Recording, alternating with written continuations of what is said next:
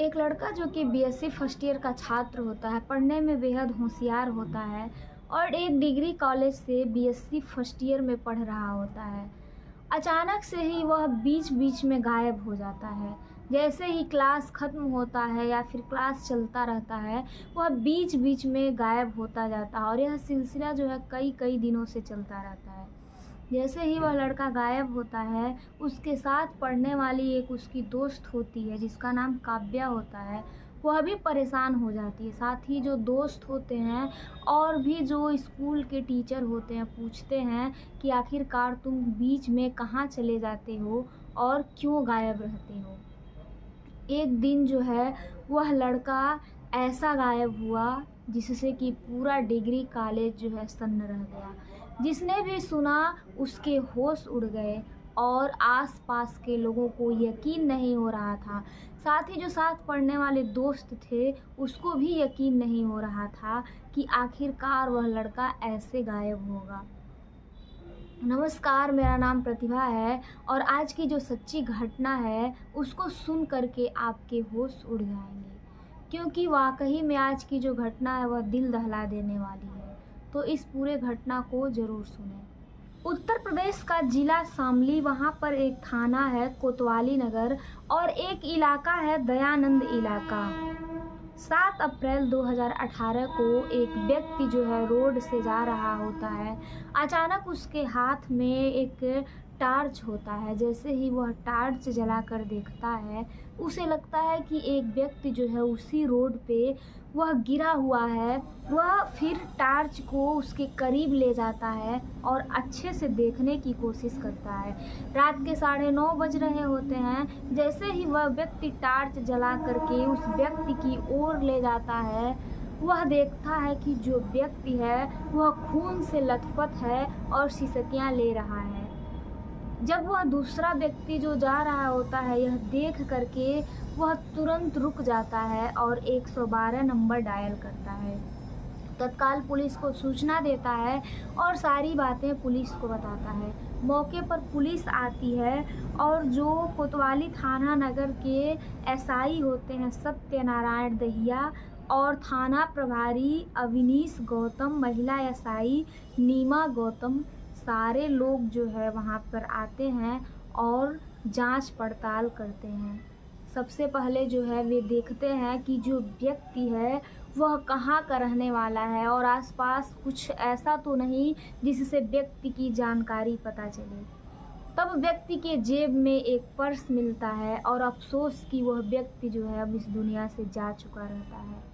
वह अपना दम तोड़ चुका रहता है। जैसे ही पर्स मिलता है, पुलिस वाले पर्स को निकालते हैं और उसमें जो है देखते हैं कि यह व्यक्ति कहाँ का रहने वाला है।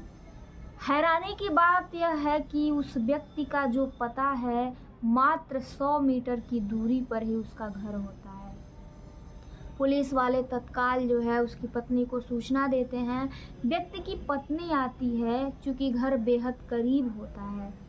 जैसे ही उस व्यक्ति के मर्डर की सूचना मिलती है, पूरे जो है गांव वाले और जो जितने भी व्यक्ति थे, जितने ज़िला में, हर जगह यह न्यूज़ फैल जाता है।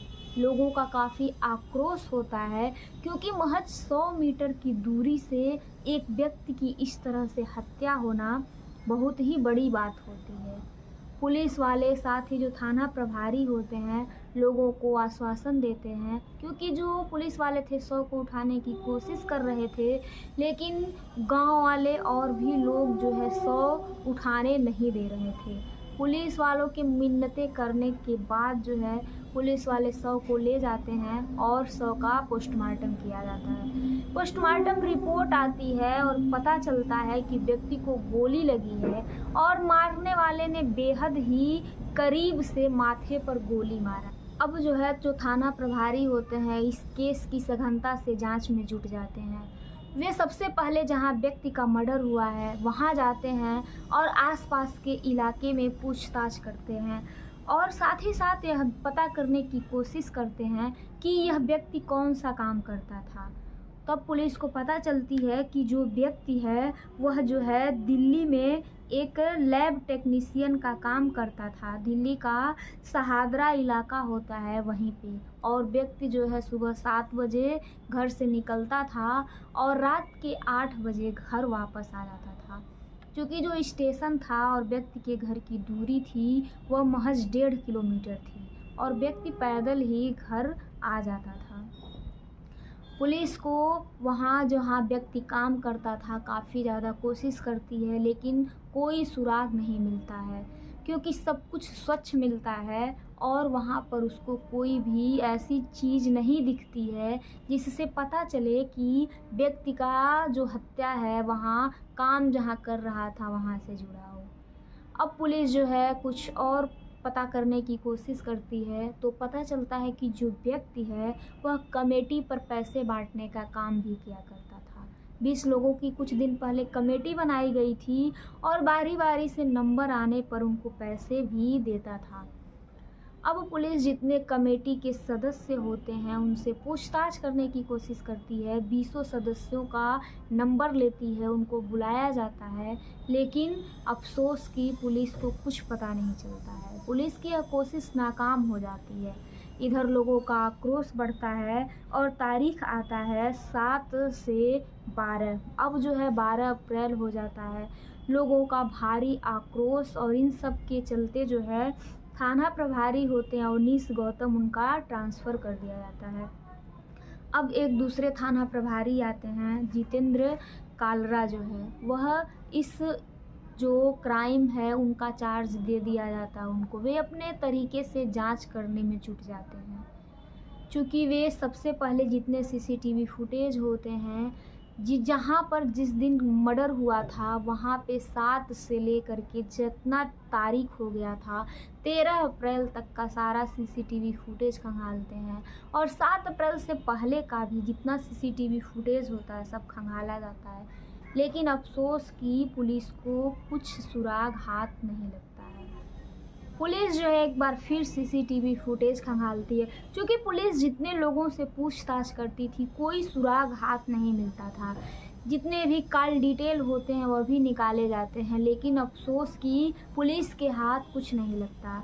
अब एक बार जो इंस्पेक्टर होते हैं जितेंद्र कालरा, वे फिर से सीसीटीवी फुटेज खंगालते हैं और अचानक 1 हफ्ते का सीसीटीवी फुटेज देखने के बाद जो है एक किराने की दुकान होती है, वहाँ पर उनकी नज़र टिकती है और वे देखते हैं कि जैसे ही जो व्यक्ति है जिसका नाम होता है राकेश रूहेला, जिसका मर्डर हुआ था, वह व्यक्ति स्टेशन से अपने घर की तरफ आता है, तो जो है 1 मिनट के लिए बाइक पे सवार 2 लड़के वहाँ पे रुकते हुए नज़र आते हैं। पुलिस को लगता है हो ना हो इसी से कुछ सुराग मिल सकता है। फिर जैसे ही और उसमें देखने की कोशिश की जाती है तो वह जो है वहाँ से लड़के और साथ ही जो व्यक्ति थे राकेश रूहेला वह भी गायब हो चुके थे। अब पुलिस जो है वह सीसीटीवी फुटेज जो है उस दुकानदार को दिखाती है। दुकानदार से पूछताछ किया जाता है कि क्या तुम बाइक सवार 2 लड़कों को जानते हो। दुकानदार कहता है कि मैं एक लड़के को तो नहीं जानता, लेकिन जो लड़का पीछे बैठा है बाइक पर वह विशाल है और राकेश रूहेला का बेटा है। पुलिस यह सुनते ही आश्चर्य में पड़ जाती है। उन्हें लगता है कि जो विशाल है वह कुछ न कुछ ज़रूर जानता है। पुलिस जो राकेश रूहेला के घर जाती है, विशाल से पूछताछ करती है कि तुम आखिरकार वहाँ क्या कर रहे थे। तब विशाल बताता है कि मुझे मम्मी ने दूध लाने के लिए भेजा था, मैं तो दूध लाने गया था। तब पुलिस पूछती है कि जो आगे बाइक पर है वह कौन है। तब जो विशाल है वह कहता है कि वह मेरा दोस्त है जिसका नाम समीर है, और साथ ही साथ जो मेरी बहन काव्या है उसका बॉयफ्रेंड है। पुलिस जो है समीर के पास जाती है और समीर से पूछताछ करती है, समीर को हिरासत में लेती है। समीर पहले तो काफ़ी ज़्यादा इधर उधर की बातें करता है और फिर टूट जाता है। वह कहता है कि मैंने मर्डर नहीं किया है, लेकिन मैं जानता हूँ कि मर्डर किसने किया है। वह कहता है कि राकेश रूहेला जिनका मर्डर हुआ है उनका मर्डर जो है मैंने ही किराए के गुंडों से करवाया है, लेकिन जो मर्डर के लिए बोला था उसकी बेटी काव्या ने ही कहा था। यह सुनकर के पुलिस को आश्चर्य होता है। पुलिस तत्काल काव्या के पास जाती है। काव्या को गिरफ्तार किया जाता है और हिरासत में लेकर पूछताछ की जाती है। काव्या भी टूट जाती है और कहती है कि हाँ, मैंने ही अपने पापा को मरवाया है। फिर पुलिस पूछताछ करती है कि आखिरकार तुमने यह क्यों किया।